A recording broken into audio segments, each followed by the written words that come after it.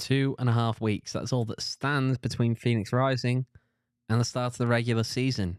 Are they ready? Let's talk about it.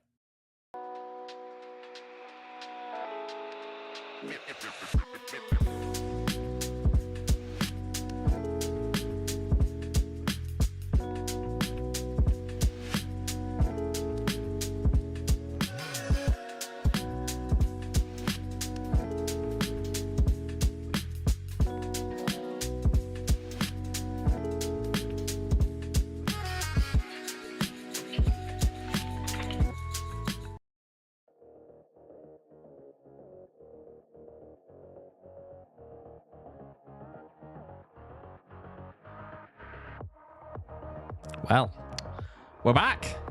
We are. You know, It is Wednesday. Who's not here? Max Simpson. Still. Rees, it's true. Max is not here. Welcome into the PHNX Rising Podcast. I'm Owen Evans. This is Rees Goodall. Behind the Mac, we have our producer Kyle. But who do we not have? Max Simpson. Max again. Simpson. 4 in a row, is again. It's 4 in a row now at this point. I mean, he's telling you at the bottom to leave a like, and I understand that. He is telling you to leave a like there, but I do have to ask a question here, and it is, where is Max Simpson? I've heard rumors that it's going to be 5 in a row next week. So will we ever see him again? I don't know. I mean, that's why we're starting our brand new PHNX Rising campaign. Have you seen this ad, man? Have you seen this ad, man? You may have seen the graphic on Twitter there, but I'm sure we'll talk about it more later on in the show, do you think? Well, we need to.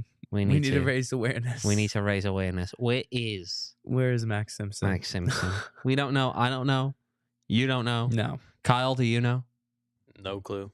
Nobody knows. No. Where is Max Simpson? What we do know, Phoenix Rising get the season underway in 2.5 weeks' time. And we did have a press conference today. Managed to have a bit of a chat with Pa-Modou Kah over there at the stadium about the way that things are going at the moment. The team has 1 real friendly left, plus an intra-squad friendly coming up. Obviously, they'll play Louis City 2 this weekend. Next week, then, they will play the intra-squad friendly on the Friday, which means they'll also be doing the kit reveal there as well. Rees, it's snuck up, hasn't it? It really has. I feel like this season just ended. That playoff loss to New Mexico was like less than a month ago, but it really isn't. It's what, 3 months ago that's been now? Maybe more than that. Yeah. The offseason, like, it takes so long when you're in it, but then once you get to like that first, like the final 2 weeks, like it just flies by. Oh, yeah. No, 100%. And I think what doesn't help as well, obviously, kind of the nature of the games that have been played so far, right? They've had games where, you know, on the one hand, yeah, they're going through, they're playing all these different opponents.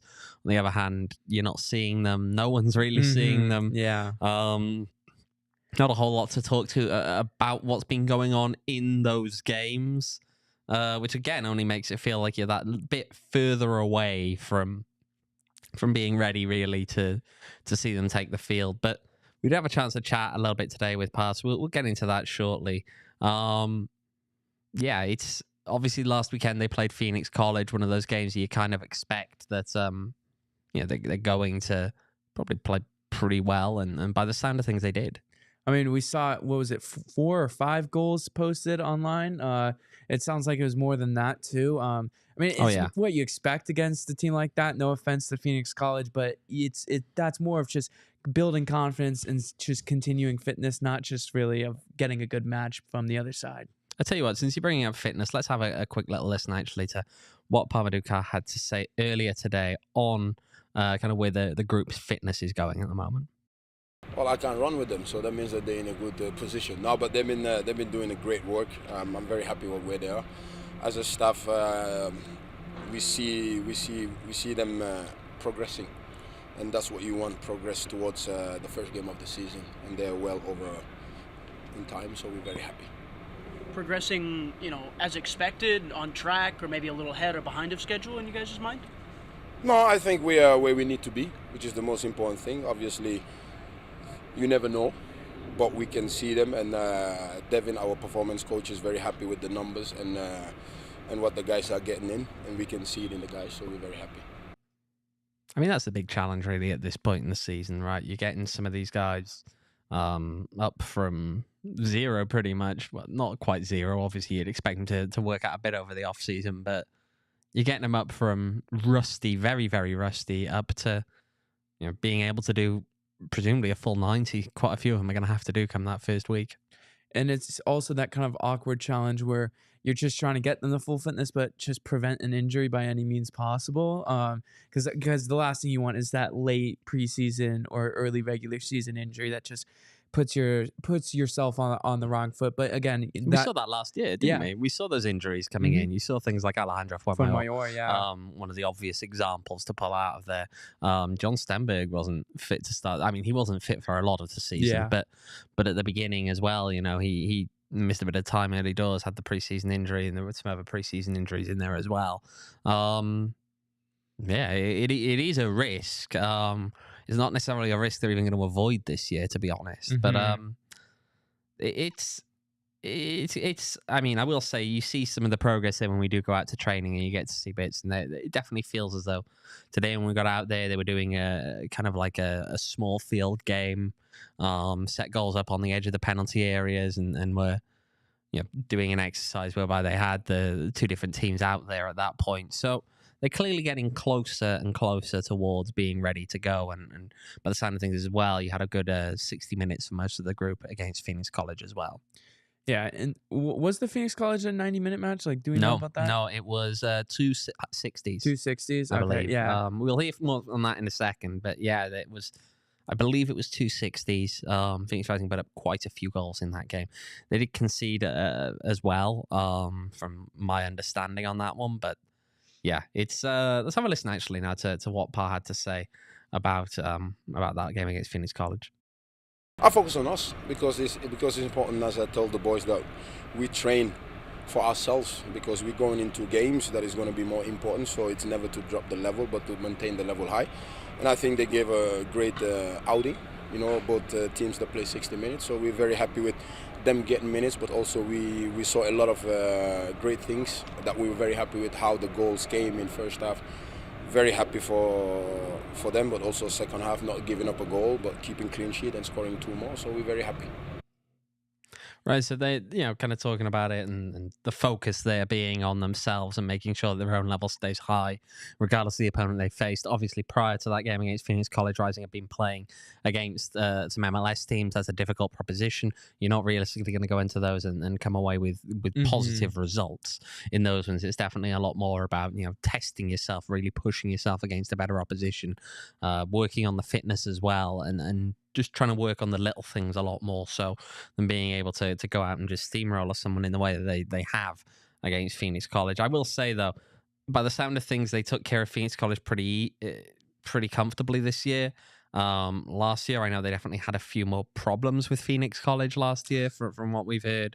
Wasn't as straightforward as you'd have liked in their preseason meeting between the sides. And look, but at the same time, when you're a professional side and you're playing against a junior college team, then you should be putting things away. To Fat Kid's comment there, I can't wait to see you guys on Saturday. The game's not open to media, by the way. I'm not sure if people picked up on that. I did tweet about that on Sunday. So enjoy, guys. Enjoy. But besides that, I mean, look, again, it's an important one to find ways to ultimately get things together and really work on the confidence as well against a team like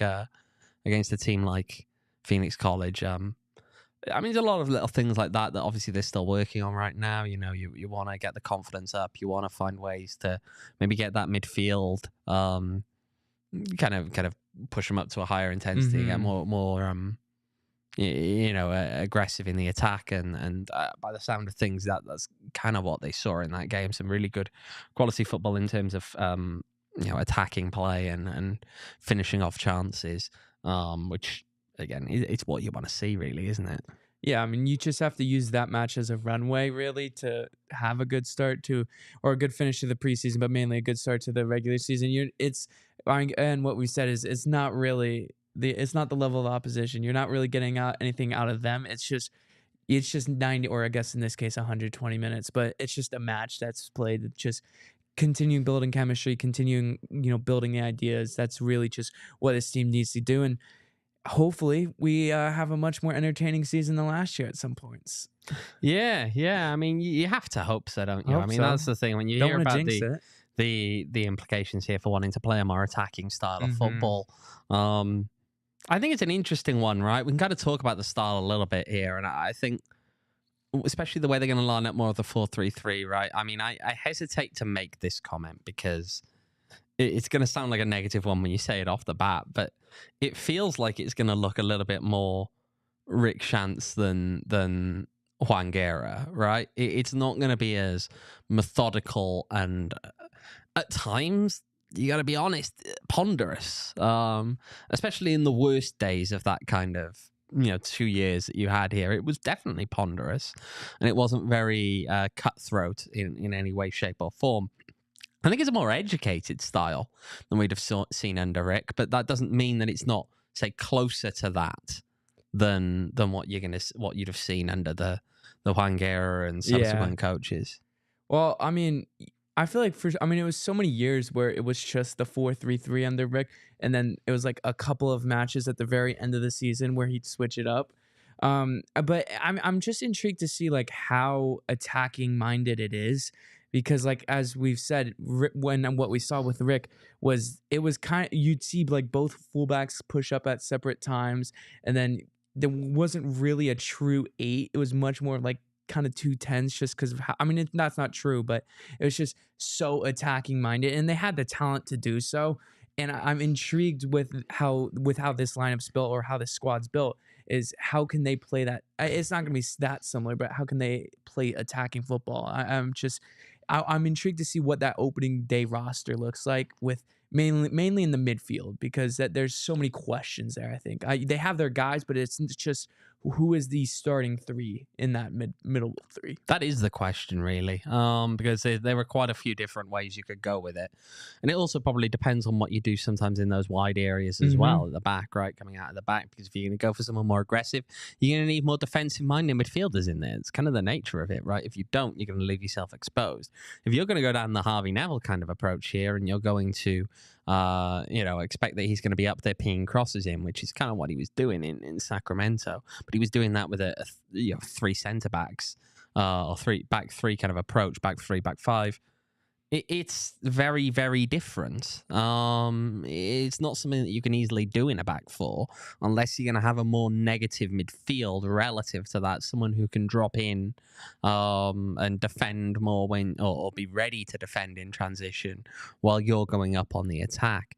Quite how they balance that, how they find that balance, that's going to be interesting. We'll see that over the coming weeks, obviously, especially as we're looking ahead now towards Tulsa in 2.5 weeks' time. But you look beyond that, I mean, it's obviously they'll need to be a little bit more versatile than I think they ever were under Rick Shantz. Under Rick Shantz, you had a very, I've got to be honest, predictable team. The team was very predictable. You knew what they were going to do. And they were at a time in USL Championship where you could do that. They were at a time in USL Championship where teams weren't splashing the cash on big-name players, where they weren't necessarily as tactically astute as I think some of these teams have become. I think the league has changed, and it's changed for the better. The quality of the league has definitely improved over these past few years, and the competitiveness of many of these teams has improved over the past few years. It helps that you no longer have the kind of the whipping boys of the MLS reserve team still in this league, but it's a much different league than it was under the Rick Shantz days. So you do have to be smarter. You do have to be more versatile. You do have to find different ways of doing things. Obviously, Pa comes in a more, he's taking over this team from a more educated, in a coaching sense, background. He's taking over this team from, a much more illustrious playing career, which has taken him across different parts of the world, and he'll have learned lots of different things as he's gone around the world in doing so. But the question still is going to be quite how you bring all of this together ultimately to, realistically make it work there. And back to the midfield, I'm just looking at it. I mean, again, we don't really know what the depth chart is, but you'd have to think it's either like Sante or Okello is that 6th spot, that kind of Kevlin. I mean, it also depends what your 4-3-3 looks like, but and then as your 10 or an 8 combo would be like Charlie and Julio, Charlie and M Equasia, like some combo of I'm that. not sure if it is. Yeah, that's. I don't think it is. I think you're gonna be looking more to some of the other guys that have come in. True. Well, no, but like Callow in the midfield somewhere. How are you getting him in? How are you getting Hopavievu in? Yeah. I don't know. I think there's going to be lots of elements of working some of these guys in as well. You don't necessarily bring them in just to sit on the bench. No. That's a key thing. I mean, it's just they're the more unknown in the roster. I mean, just because we don't know what their play style translates to USL from Next Pro. How do they make that jump? That's just what we like. For me, like that's just why I kind of picked Dennis, Julio, and Emmy over any of those. But because there is so much unknown with this roster at this moment of how they translate to this league, and that's going to be why I think picking up early results, unlike what the 2023 team did, is going to be more key for this roster than it was then. I think it's going to be more key for this roster. There's a few parts to it. A, you're expecting people to step up. B, I think that understandably there's still hesitation after last season. The way that last season went, I think that there's a broad backing for Pa-Modou Kah here, but obviously there's still some negative feeling based on how last year went around other people who were at the club and then are still here. And I think it's going to be important for them to kind of make the statement as they come into the new season that they're turning the page, things are looking better. I think that a slow start ramps up pressure, and that really is something that I think this team would rather avoid, especially knowing that you've got players who are taking that step up. You don't want to see them under kind of pressure that, let's be real, when you're playing in MLS Next Pro, you don't have. You don't have that same kind of pressure when you are playing in front of 10 people. That's a bit of an exaggeration. They play in front of more than that, but not many at times.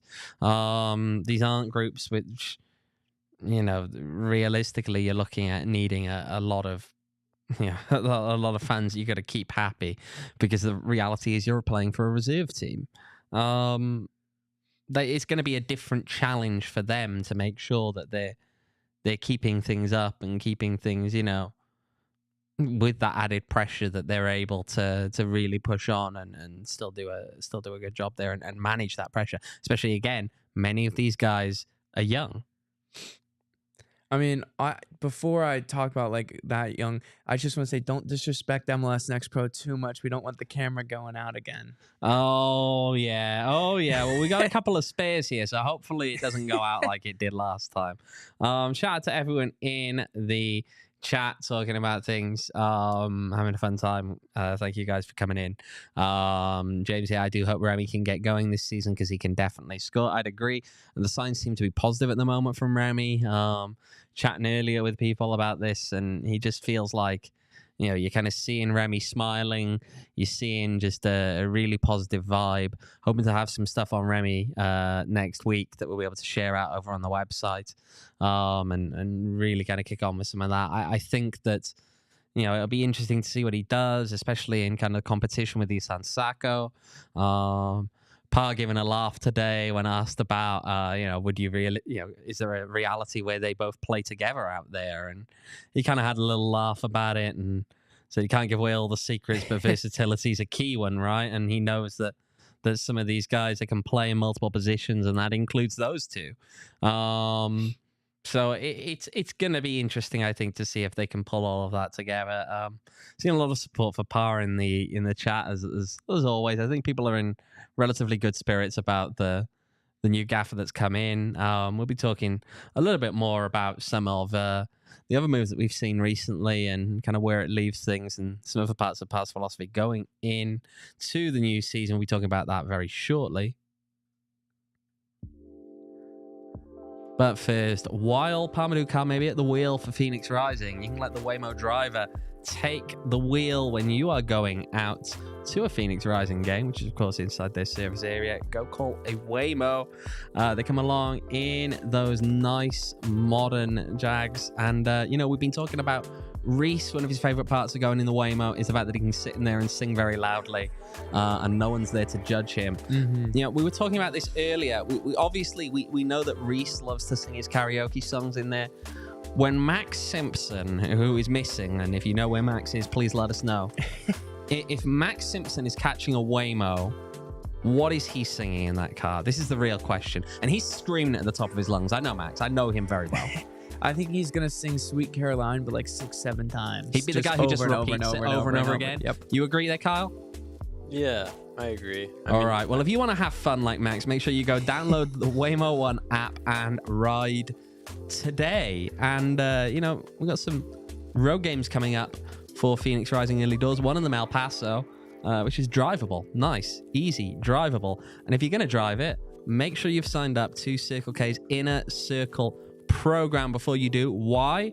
Because those first 5 fill-ups, you're going to save 25 cents per gallon while you're filling up the car to get you over to El Paso. And after those first 5 fill-ups, you're still going to save 3 cents per gallon every single day. So even if you've already signed up for it in the past, you're still getting those 3 cents per gallon every day, and all kind of other member exclusive deals and discounts over at America's First Stop as well when you're going to load up on the drinks, because that's a decent length of a drive, that one. That's not too quick, is it? It is not. It's not too quick.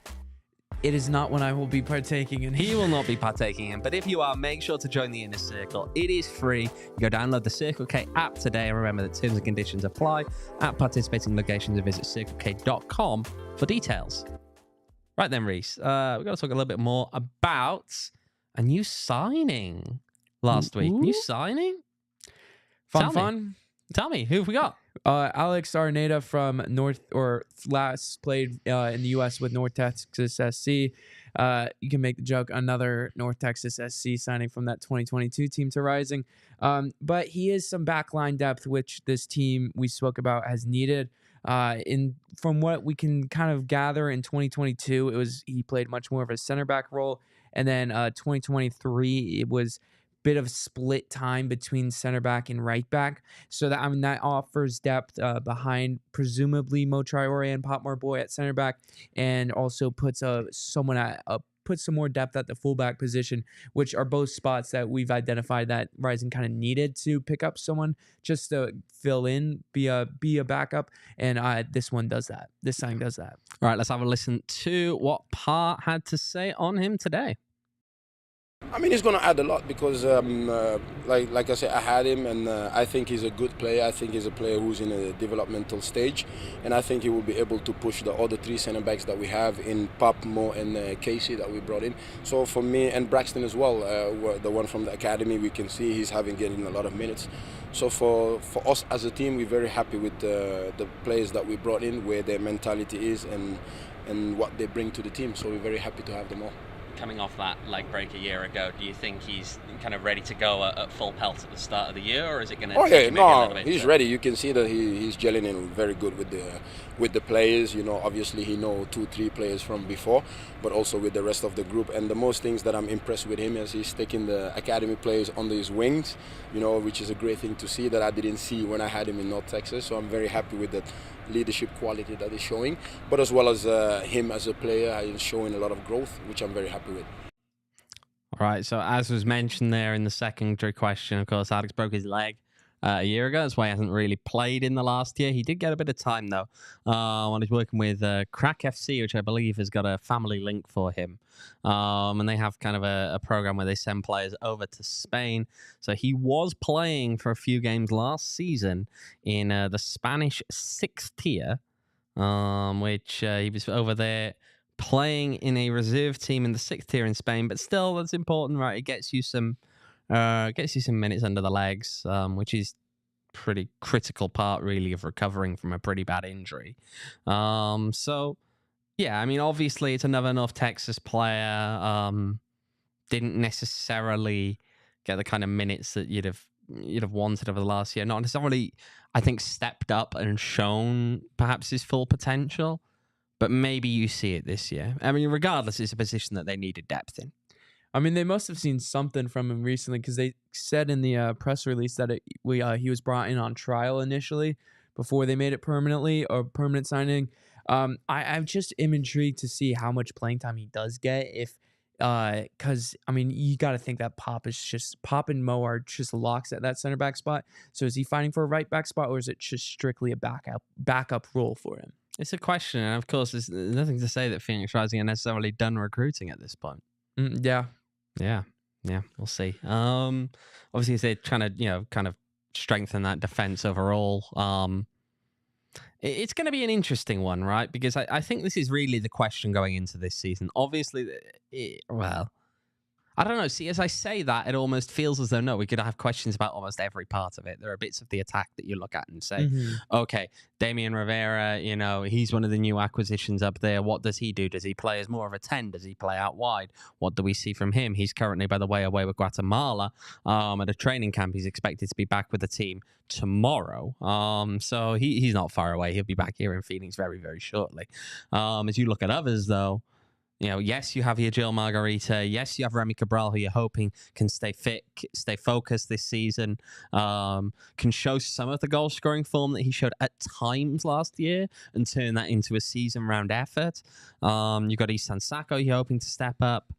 Then you look at the midfield, and again, there's a lot of faces. We kind of touched on it earlier. Who starts? Who's playing for this team? It's not easy to really judge what that's going to be. And then you have the defense, and the defense and goalkeeper kind of what that's going to look like. Obviously, we don't know yet who's going to be starting in goal between Tristan and Patrick at the back. But, even building out from that ahead of it, you bring up about Mo and Mo being a lock in your mind in central defense. Is he in a back four? Yeah. Can Mo stay fit? He's missed games due to injury in previous seasons. Look, he's more of a wide player to me and often has been. Works in a back three. Does it work in a 2 centre-back pairing? I'm not sure if it does or doesn't. It'll be something that we'll see over the course of the season, if that's what the attempt is, how well it goes. And then besides that, I mean, what do you do in terms of, are we expecting Arenada to play many minutes? Are we expecting to be off the bench? Are there going to be other options that could be playing in those defensive positions? I mean, even some of the academy kids, as was brought up there, the opportunity exists. Actually, I'd say, that's a good little segue into it. Let's talk a bit about the academy kids and talk about whether we should expect to see Pa using them more or not. I asked about, some of the approach from the their side on the academy kids, and if the sub rules in USL are going to make it more likely that he actually goes out and plays some of these academy kids. Let's have a listen to what was said. For me, regardless of that was in, if they're good enough, they will play. If they train well, I'll play them, because for me it's about Phoenix Rising. And if a player age is nothing but a number, right? So if they're good enough, they're old enough. But for them also, they got to earn it. So it's nothing that is just going to be given, but it's something that is earned through their hard work, dedication, and practice. I mean, we saw last year you didn't really get any involvement from the academy kids, and it was one of those seasons, right? It felt like where you didn't get that much involvement, and you weren't ever going to get that much involvement because they were struggling for a lot of the season. Do you think we're going to see more this year, Rees? I think so. I mean, last season we saw so many times where, like, because of the USL sub rules, where it is the 2 added on, so you have 9 on the bench instead of the 7, that we saw like guys like Jamison Ping, a few other guys. I think like Zach Smuck was one, and then he went to Central Valley Fuego, and then a few keepers too. I'd like to see it more because it's good for the club. It's good to see that growth from to that development you'd like to see, because that is one thing that Rising has kind of struggled with compared to other clubs. Not just the internal youth development, but like signing young players and then turning it into like transfer profit. Like we've brought this up multiple times this offseason, but teams like Orange County do that frequently, and there's a few other teams around the league that do that. It's not just like good for the sport, like good for your team, but it's also kind of a good business model too. Like Louisville, I mean, they've made quite a bit of money. It's good for everybody when you promote within. Yeah, absolutely. And I mean, just to kind of bring it up on there, I see Devin bringing up Jamison Ping in there, of course, one of the kids who was signed to an academy contract last year at the age of about 16. Young yeah. young guy. But, you see these academy players. They're out at training. Obviously, they've been playing in preseason games. They always play in preseason games. That's nothing particularly new. Even when these teams have, not managed to actually get them out on the field in real games, they tend to play in preseason games because you kind of need the bodies around. You don't have enough to have everyone going the full length of the game time that you want them to be playing, and so you need one or two extras to kind of fill in the numbers. But yeah, you see these guys out there, and it'll be interesting to see if they'll find ways to integrate guys like that, find ways to integrate guys like Jamison Ping going forward, other academy players as well. Obviously, Devin's helped us by just tossing a name out there, right? One that we recognise, obviously. But it'll be interesting to see if some of the others also take that step up and can really kind of make a name for themselves and push on, because that's what the academy's there for, right? And we're now at a point, it feels like, where the academy should be bearing fruits, right? It's not as simple as just snapping your fingers and you've got kids that are ready to go. You need to be given time to develop players within the academy model, within the process of getting them, ready and up through the pipeline of Phoenix Rising, working with Phoenix Rising coaches, getting them to a point where they're ready to play at a USL Championship level. And it's got to be about that time now, surely, that you're starting to see some of the fruits of that system starting to really, ripen almost.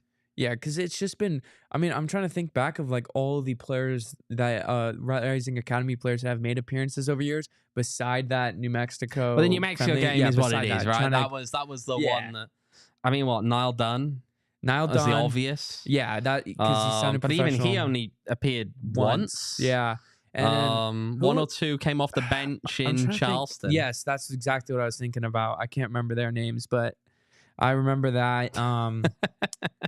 You can't remember their names? No, that's disappointing. Because I remember. This is why we keep you around. No, to anytime you would things do like Opta per 90 stats that year, the one kid was at like Tobo Aurora yes, came on. That's who. His stats because I think he got technically credited with 1 minute per Opta. Correct. He was always there. Time. He was always there, Tobo. So it was like Tobo was his always stats there. were inflated. Some of the other guys that were on the bench that game: Joel Torbick, Liam Mullins. Yeah.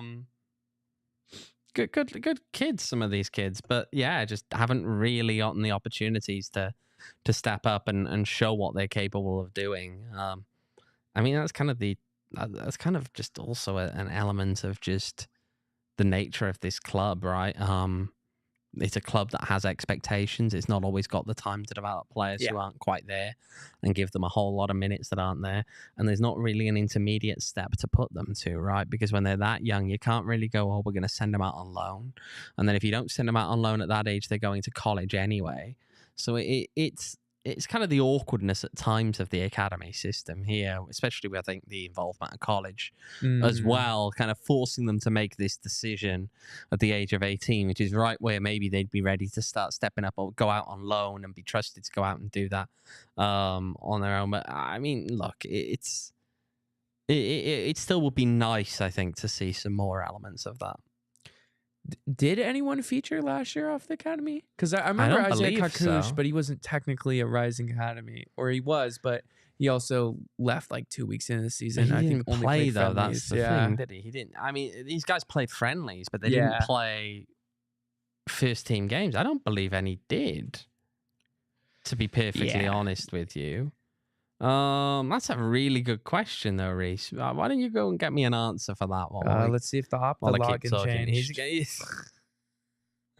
All right, Rees. You can also get this, by the way, from the the public side on the USL Championship stuff here.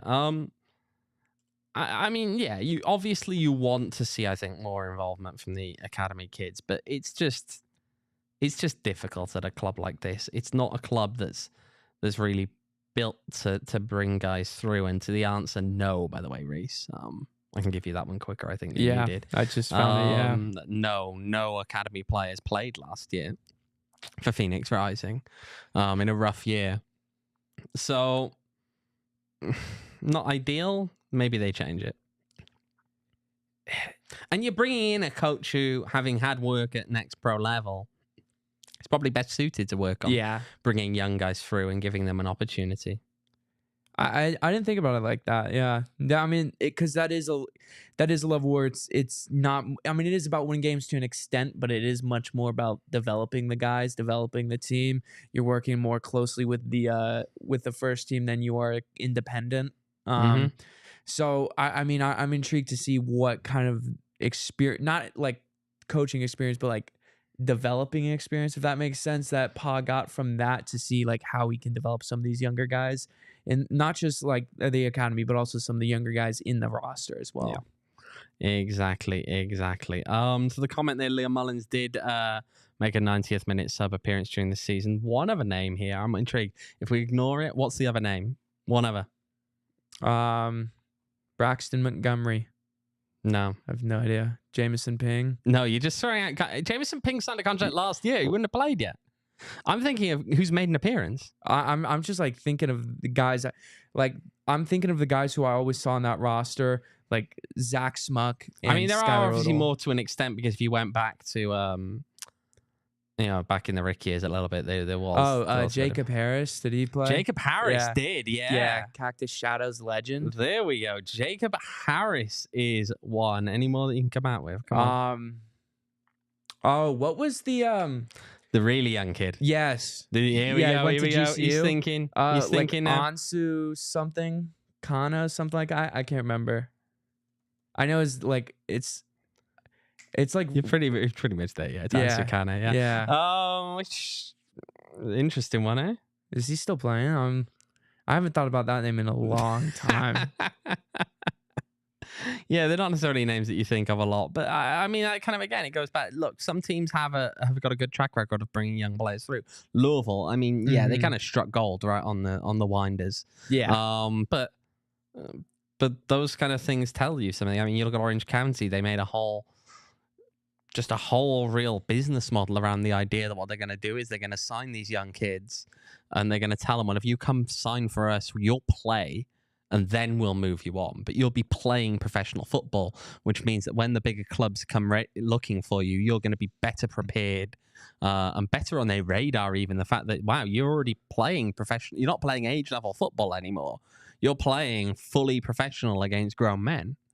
I mean, look what Oakland just did within the last month. They sold one of their kids from Project 510, developed him all the way through, and just sold him to, I believe it was Chivas, I think. 510. Yeah. Project 510, yeah. I know. It's you've got to do it, right? It's the nature of where this game is going right now within USL. That's just got to be a part of the model moving forward. But I'm all for it, seeing more of these young kids come through. Yeah, it's exciting because it gets people, like, it gets eyes on you. Like, you remember, I know this is like the most extreme of examples, but when Sacramento played that 14-year-old, like that was huge. Like that got beyond USL and really US soccer circles. That was absolutely like huge.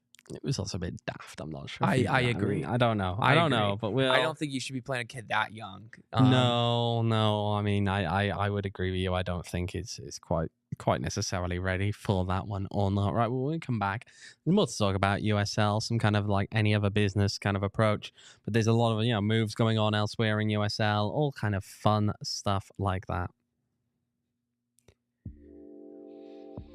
But first, out at training today, and it was pretty bright out there. Pretty bright. Yeah. Did you come to training today, Rees? I did not. I was in class. He's hiding from the sun. He is hiding from the sun. I am. And hiding behind excuses, Rees. You know who taught me that? Max Simpson. Oh, that's good to know. That's good to know. But you know what? If you did come out, because it's getting pretty bright out there, and it's going to be bright all summer, and hopefully it's a bright season for Phoenix Rising ahead as well. Keep your eyes nice and comfortable. You got to get some of those shady rays. They are premium polarized shades. They're not going to break the bank. Trust me, Max Simpson said so himself to me. And I've seen Max wearing them all the time, and they are genuinely very good. They look great. You got any there, Kyle? Yeah. You have? They're very comfortable. Very comfortable. Very That's the feedback that we need right now. Amazing. Absolutely, absolutely. And remember that, if you don't love your shades, you can exchange them for a new pair, return worry-free, within 30 days. There's no risk when you shop. Go on over to their website, use promo code PHNX for 35% off polarized sunglasses at shadyrays.com. Try for yourself the shades rated 5 stars by over 300,000 people. And Spinatos, now they are the official pizza of the Phoenix Suns, and they're hosting some of those Phoenix Suns watch parties as the season comes towards its close, the regular season of the NBA. They are the official pizza of the Suns. They watch parties. They're going to feature things like the Suns dances, the gorilla, and they're doing a basketball contest right now. So it's horse, they're spelling pizza. Reese, any good at basketball? Only for free food. Only for free food. That's the correct answer. Kyle, any good at basketball? Yeah. He is, right. That's it. Kyle, we're nominating Kyle to do it for us. They've got prizes, free pizza for a year, tickets to the Suns games. What's better than free tickets and free pizza? Make sure to go on out to those watch parties over at Spinatos. You can get all the info on their watch parties and their pizza basketball contest at spinatospizzeria.com. Spinatos, the official pizza of the Phoenix Suns. Right. Reese, we got some any other business kind of stuff to attend to here, and I think we should start with it's a little bit of a Phoenix Rising overall one, but I want to bring some attention to our good friend John Morrissey, who gave out grades this week for the off season for various teams. He didn't give Rising a 3 out of 4. He gave them a C-. Okay, technically less than a 3 out of 4, actually. That. Fair? Not fair? I think it's fair because there's not much proven USL quality within the signings that came to this team. In fact, you look at the minutes that I've played in USL from last season. It's 7 appearances for Tristan Henry and 34, the full 34 for Damian Rivera, but he only started 6 times. So I get it. As I said earlier in this podcast, and as we've said so many times this offseason, it's such an interesting approach with this offseason because they have so many guys from Next Pro that are being tasked to make that jump. We've seen some players hit it a little easier than others, find the jump between leagues. And it's a bit of a high risk, high reward, I think. Kind of similar to a point like New Mexico last season where they're kind of signing unproven players. But I think it's also the connection to Pa for most of these players also could kind of make it the outlook a little cloudy too for some. It could. Just to take some of his comments, especially later on, I think this is to an extent with a seasonal hinge. He says this team is young, thin in defense, and without a legitimately reliable number 9, maybe it all gels, but 2025 could be a trust the process season. If it's a trust the process season, I don't think people are going to be that happy because the nature of this league, you don't see these long-term rebuilds, and you don't for very good reason. Players don't stick around, so you can't do these long-term rebuilds in this league. But the real question here, I think, is probably going to be around legitimately reliable number 9, and it's if Ihsan Sacko can be that kind of player that you need in that position. If he is, maybe you're in a very different position. If he's not, you could well be in a pretty rough spot. Thin in defense, we'll see how that one quite ends out. But right now, understandably, there are questions, I think, about the quality and depth in parts in different areas. We'll have to see, again, quite how that one finishes out. Besides that, look, it's going to be interesting. It's interesting, actually, here. The only comment on the article is from a Rising fan, Matt V. Whoever Matt V is. Hi, Matt V, if you happen to be watching. Glad I'm not the only one totally underwhelmed by Rising's offseason. Good to know that people are... Yeah. Look, again, it's just that kind of thing where it could be a good offseason. It might not be a good offseason. I'm not sure. Again, neither of us are really sure, but they got the same grade as Loudon, so there's that. I know Loudon. El Paso. I know Loudon's a legitimate club now, but anytime you still see that, that's just not a good sign. Better than Hartford, better than Monterey Bay. Interesting. Not as good as New Mexico. So many Western Conference teams have just had weird offseasons. Not weird, but again, you look at... I'm taking all the ones that he's given A's to. A for Charleston, A- for Rhode Island, A- for Louisville, A- for Birmingham, and then that's it. Yeah, they're all in the East. and those are all the clubs that really made statement signings. Ones you look at and be like, oh, okay, like Charleston, Cal Jennings, Rhode Island, Maxi Rodriguez, Louisville, Kev Lambert, and Birmingham, Trejo Damas. It's just, I know, right? There's not really a Western Conference team that you can really point to that has that kind of guy, that kind of statement signing. Agreed. James Wilson in the chat. Well, we can't get Cal Jennings anymore, so who's the next choice for us? I mean, is the Dom Dwyer rumor gonna come back up? I shout rumors account, right? You gotta admit there is a skill in trying to cover your behind. Oh, it was when saw he the tweet. Tweeted. Where was this tweet? It looks like former Tampa Bay Rowdy striker Cal Jennings has now decided to join Charleston Battery instead of Phoenix Rising. He says after, it being known for about a week that the guy was going to Charleston instead. Yeah. Hey, we all had that very slight No, we glimmer didn't. No, we didn't. You delusion. did. You texted the group chat and said, "Is this real?" And I just replied, "No." Well, yeah. but there was that delusion for probably 10 seconds, 20 seconds that Rising were getting Cal Jennings, and I was there for that. I was. Yeah. No, I know. Oakland got a B, by the way, since that's coming up in the chat. Still got some holes maybe in the team, but definitely have taken a stride forward. He was a pretty harsh grader. Only a couple of teams ended up with an ARA minus in there. Was it 4 teams overall? Was this Max Simpson handing out these grades? It was not Max quite Simpson, like Mr. 3 out of 4 himself. Yeah. But definitely an interesting one. The other thing, we haven't spoken about this all day long, have we? But we got to.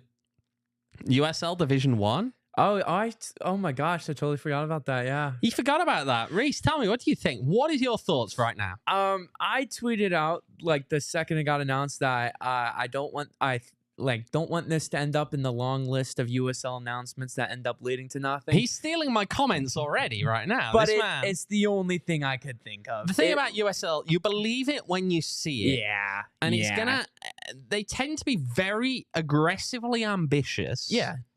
And that's not a bad thing, but sometimes they say that things are coming or imply that things are coming when they're not ready necessarily to go ahead with it. Now, the perfect example of that, let's talk about some of these expansion teams that get announced and never appear, right?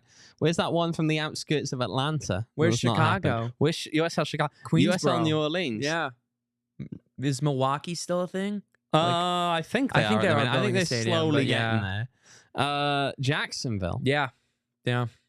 I mean, a couple years ago when it came out from The Athletic that there was going to be the vote on promotion relegation, but they've been talking about pro rel for years. Yeah. Remember, they used to trot Jake Edwards out every year, where he'd say, "Yeah, we're thinking about promotion relegation, how we're going to do it, how we're going to pull it all together." It never happened. No, they postponed the vote on that one, but they paraded it on pretty much every USL game you watch for like a 2 or 3 week stretch. They talk about it at halftime, and then you kind of got a bit pumped up about it, and then the vote came, and it was going to be the winter meetings that year, and they were like, "Oh no, we're postponing it to the summer meetings," and I don't know if we've ever heard anything since about it. Let's talk about USL Super League. Talk about the teams. Yeah. Phoenix, perfect example. Phoenix is supposed to have a team. Yeah, I know. Oakland, though, I understand this is tied up in the stadium move coming in the future. Although maybe they could have done it, to be honest, at the Coliseum. To be perfectly frank, it's big enough. Then you look at, Tucson obviously was supposed to have a team. There are other teams that are supposed to be coming and haven't yet come in that league. The Super League itself didn't start when we were expecting it to, did it? When was it supposed to start again? The year before? Yeah. It's... We'd all like to see the USL Division 1, but I think it's just so improbable. I'm not sure I'd say it's improbable because there are some obvious clear lines for what you have to meet and when. Yeah. And is it possible that USL can pull that together? Yes, it is.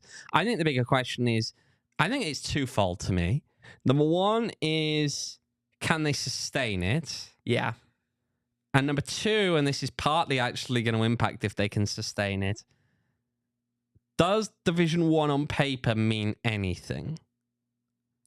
And that's where the question lies. Super League is Division 1 on paper, but nobody treats it as though it's the same. The player pool is quite obviously to an extent different. Now, younger players maybe take the punt to play there, but that's no different than anywhere else around the world. Players at a younger age will take a punt maybe on the fact that I'm going to go and guarantee myself more minutes playing, or I'm going to play somewhere I'd rather be playing at a lesser level than perhaps I could be, just because of those factors coming into it.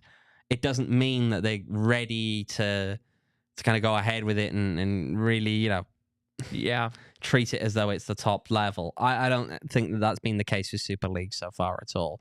And then if that's the case, the thing that USL is betting on there is that people will kind of not give it the minor league, quote unquote, stigma. But if they do still treat it that way, does that just become a question then of, well, it is what it is, and your Division 1 is on paper, and US Soccer will recognize it, but that doesn't mean that anyone else will. Yeah. You'd have to hit a home run deal on a TV deal. Because, the Super League's strictly Peacock, correct? Maybe a couple games on Golasso, but I'm pretty sure it's just Peacock. Yeah. It's just Peacock because they're different networks. Yeah. But, that's just... there's so many... they don't have any games on... They might have a couple on NBC, right? Even if that... that's just they need to get something where a near MLS, which would be near impossible, I think. Get one on where you're on linear TV constantly, or on Fox and CBS that week in and week out, which I think is near impossible in my opinion. I know I'm very negative on it, but I think it's just so far. I just don't see it happening. I really don't. I can see it happening. I just don't know if it'll be the success that people think it'll be. I also think that you're in a position whereby the professional league standards being what they are kind of prevent you from doing the full promotion relegation like people seem to want. Mostly because of certain restrictions around things like, market size and time zones, which are, in honesty, I think are a bit silly anyway as restrictions, but when they exist in this kind of sphere, that's what happens. Yeah, it's. I see that in the comments. If this D1 league has a single stadium that isn't soccer specific, then it's doomed from the start. I'm not sure that's entirely true, but I would agree that you can't be playing in baseball stadiums, and you shouldn't be playing in American football grounds that are way, way, way, way, way too big for you. Right? If you're playing in, say, a college American football ground, especially if it's a smaller college one that holds 20,000, maybe you're in an okay position at that point. You won't be playing the cavernous 40,000 type thing that Birmingham Legion play in, whereby they're going to fill a fraction of that and it doesn't look good. Even closing off the top of it, you're not going to fill that bottom bowl.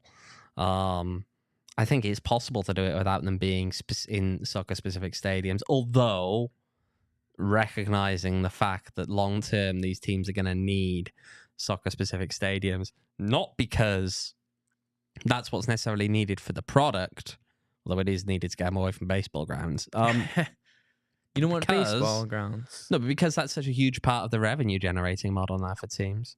We got to be real with that. That's a huge part. The ability to develop things around stadiums is huge. Look at Rhode Island. Look what they're doing. Okay. Yeah.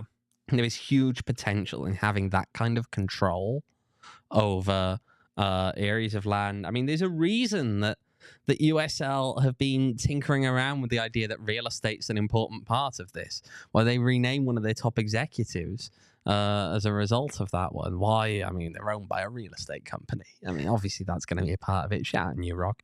Max won't like me saying that, but that's true. They own the league, and the Papadakis run it. The Papadakis, to be emphasized there, multiple of them. But it's going to be an interesting one because, I mean, look, you have things like, obviously, Sac Republic are trying to build their own stadium. Obviously, they'd be a presumptive team for it. Louisville, obvious team for it. Some of the other teams in the league, if you have the ability, say, to boost the capacity at San Antonio Stadium, big boost potentially in that one. You have the ability to do it in certain other places. Obviously, Phoenix would be an attractive market to be present in. Mm-hmm. Do you find a way? I mean, Vegas, I know it was a baseball stadium, but they're definitely no longer treating it to be like a baseball stadium. They're fixing it up so that it's not Only like a took baseball 6 stadium. years, 7 years. Oakland have Yeah. plans to make a serious football ground that they're trying to put together. That's important. But then the question comes for, okay, other clubs. I mean, Rhode Island is going to be a nice ground it's going to be completed this year, isn't it? Yeah. So Tidewater Landing, yeah, and it may need a little bit of expansion for Rhode Island for it to have the capacity that it's needed. I believe it's coming in at about 10 to 11, I think, off top of head. But it still has the building blocks there. Problem with Phoenix, a lack of proper facilities. Yeah, I mean, I get that, right? This club needs to, I think, kind of make a decision, and they're not keen on. It doesn't feel as though. Well, they're making moves towards permanence. They're trying to make it happen, but the problem is they've been trying to make it happen ever since they rebranded to Phoenix Rising FC. That was that was years and years and years ago, and it needs to happen sooner rather than later. You can't just kind of sit around and wait and hope that eventually it's going to. I mean, could they play in the lower bowl at Sun Devil Stadium? Maybe, but it's not ideal. Yeah, then you get that Birmingham Legion problem. Exactly, where it's too big for you and it feels empty and it's not going to be great. And I don't know. I mean, we'll have to see. I feel as though a lot of things going into that one. Couple of last minute things just to run through. US Women's National Team, how you feeling for this tournament? Quickly. We kind of discussed it last week. Colombia tomorrow. Oh, yeah, it does start tomorrow. Starts tomorrow. I have my dates all wrong. Before they come here to Glendale on Sunday to play Australia. Put it in the bag, 9 points. You think they win in all three? No, I don't, but that's just kind of the mindset, though, isn't it, for some U.S. women's fans? But I don't know. Women's football is getting better and better every day, so the quality is improving. But I don't know. It's going to be interesting every year, but especially with these squads, which we talked about last week. But a couple of other things here. Phoenix Rising have a new catering partner as well, by the way, for player nutrition this year. Interesting. In other news as well, then I don't know what other news have we got. Anything, Reese? Last minute. Luke Littler met Pitbull today. Wow. Actually, Pitbull met Luke Littler. Pitbull posted it first. Pitbull posted it first? Yeah. Nice. Okay. There we go. He's also saying it's time to kick out people who are whistling. There we go. We gotta I think finally do it now. We said we were going to talk about the appeal, and we got an appeal coming up for you now. Have you seen this ad, man? So Max Simpson, you see him here on your screen, has been missing for the past. This is the 4th show in a row now. Have you seen this ad, man? Because we haven't. If you find him, please do contact the PHNX Rising podcast. Because Max, where are you? Max, if you're listening to this, Reese misses you. Please call Don't home. know if I'd go that far. He doesn't miss you really. Thank you, Reese, for ruining that little moment there. You wouldn't go that far as to say you miss it. Well, he supports Tottenham, you know. That's true. I hear that you can't. When there are those headlines out from multiple different outlets, including like Fox Sports Australia and several others, saying that Tottenham is banned in North Korea now. You can't watch Tottenham games in North Korea. Really? Yeah, it's true. It's mostly because they don't like South Korean players on TV. Yeah. But you can't watch Tottenham in North Korea. Do you know that? Interesting. Send Max on a trip to North Korea. He could finally get away from it all. Yeah. He wouldn't have to watch Spurs anymore. Premier League would just be a thing of the past. Well, you can watch the Premier League, but you can't watch 12th place. Spurs. I know, pretty above United. Well, they did beat United, didn't they, on the weekend? That's the thing. They did, yeah. How are you feeling about Arsenal's chances? To you Arsenal fans, as we're rounding up here, we don't have a striker. It's Everyone's over. hurt. It's over. Liverpool dropped points. That doesn't matter. Liverpool dropped points to Villa. I guarantee you, it's a 0-0 draw on Saturday between Arsenal and West Ham.